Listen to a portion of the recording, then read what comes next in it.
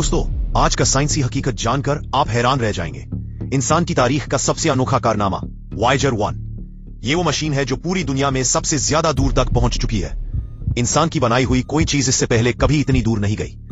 1977 में नासा ने इसे खला में भेजा था और आज तकरीबन 46 साल बाद भी वॉयेजर 1 अपना सफर जारी रखे हुए है। ये 24 अरब किलोमीटर से भी ज्यादा दूर जा चुकी है। इतनी दूर के वहां रोशनी को भी पहुंचने में घंटे लग जाते हैं। और सबसे हैरानकुन बात यह है कि वॉयेजर 1 हमारे सूरज के निजाम से भी बाहर निकल चुकी है। इस जगह को बेनस सैयारवी खला यानी इंटरस्टेलर स्पेस कहा जाता है और ये वहां जाने वाली पहली इंसानी मशीन है।